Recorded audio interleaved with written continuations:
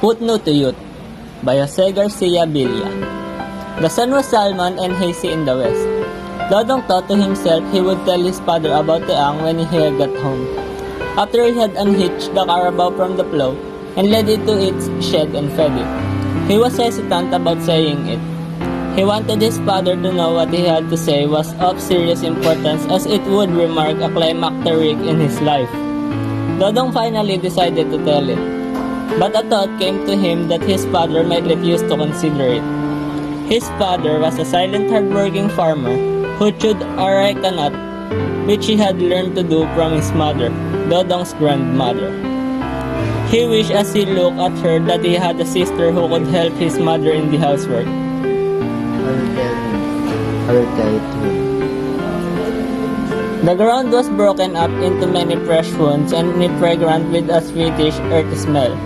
Many slender silkworms emerged from the further rows and then buried again deeper into the soil.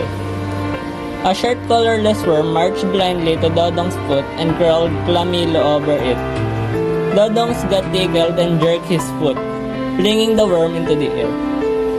Dodong did not bother to look where into the air, but though of his age, 17, and he said to himself he was not young anymore.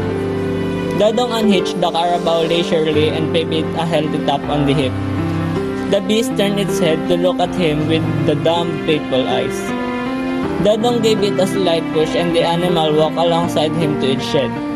He placed bundles of grass before it and the carabao began to eat. Dodong looked at it without interest. Dodong started homeward, thinking how he would break his news to his father. He wanted to marry Dodong. He was 17. He had pimples on his face, then down on his upper lip was dark. This meant he was no longer a boy. He was growing to a man. He was a man. Dodong felt insolent and big at the thought of it, although he was by nature low in stature. Thinking himself a man, grown Dodong felt he could do anything. He walked faster, prodded by the thought of his virility. A small angled stone bled his foot, but he dismissed it cursorily. He lifted his leg and looked at the hurt toe and then went on walking. In the cool sundown, he thought wild young dreams of him and Teang, his girl. She had a small brown face and small black eyes and straight glossy hair. How desirable she was to him. She made him want to touch her, to hold her. She made him dream even during the day. Dodong tensed with desire and looked at it, the muscles of his arm, dirty. This field work was healthy, invigorating, but his begrimu smudged you terribly. He turned back the way he had come, then marched obliquely to a creek.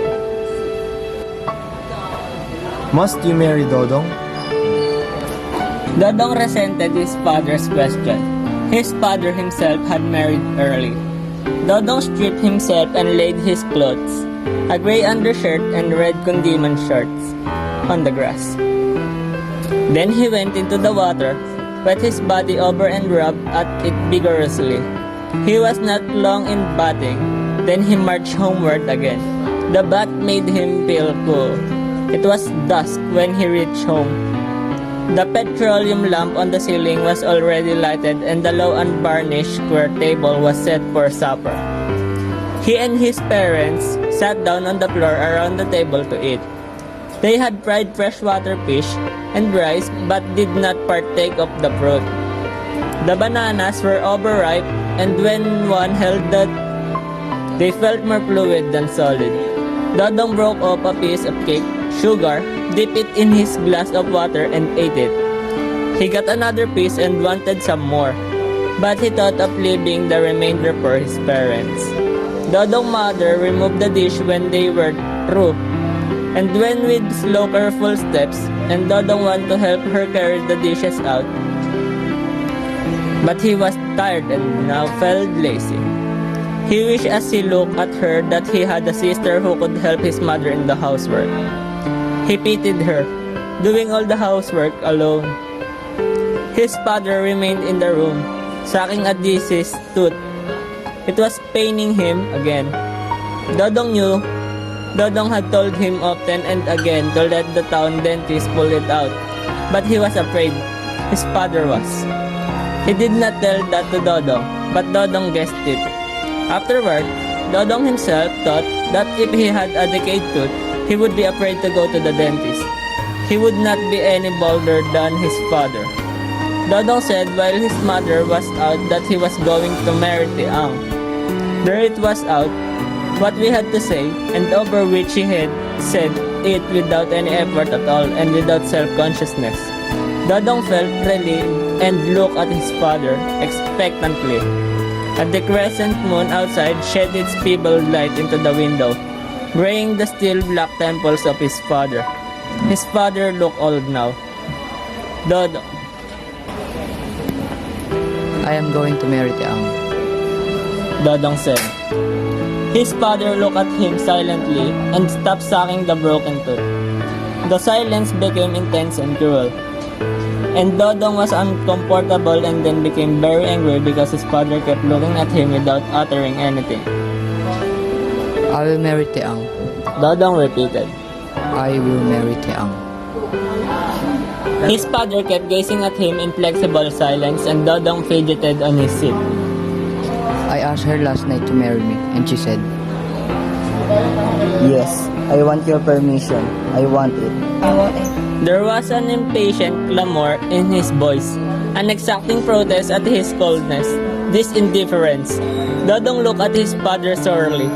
He cracked his knuckles one by one, and the little sound it made broke dully the night's stillness. Must you marry Dodong?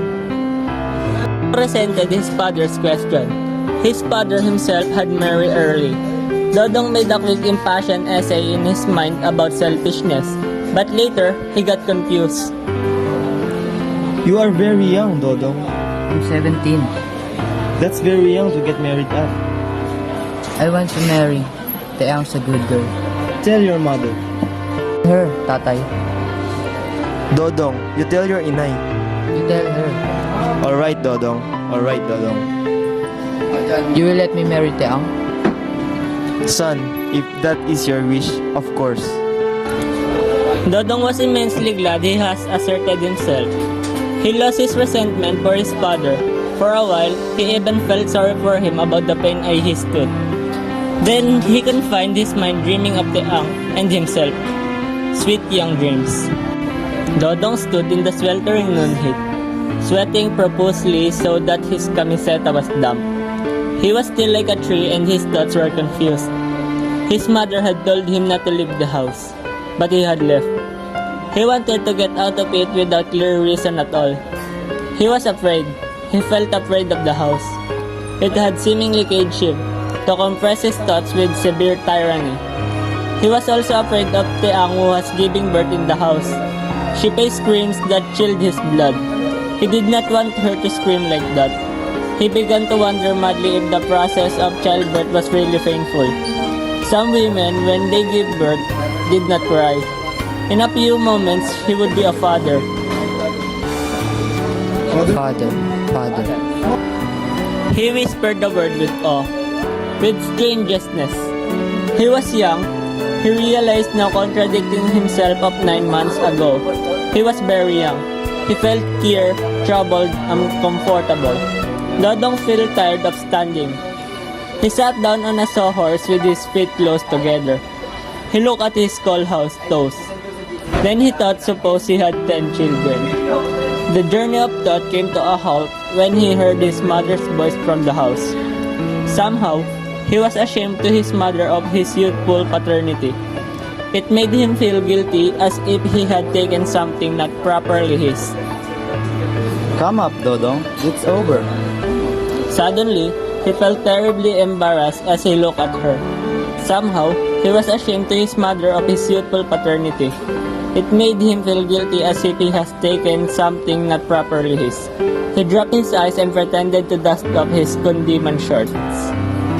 Dodong! His mother called again. Dodong! He turned to look again and this time, he saw his father beside his mother. It is a boy. His father said. He beckoned Dodong to come up. Dodong felt more embarrassed and did not move. His parents' eyes seemed to pierce through him, so he felt limp. He wanted to hide or even run away from them. Dodong, you come up, you come up. Dodong did not want to come up.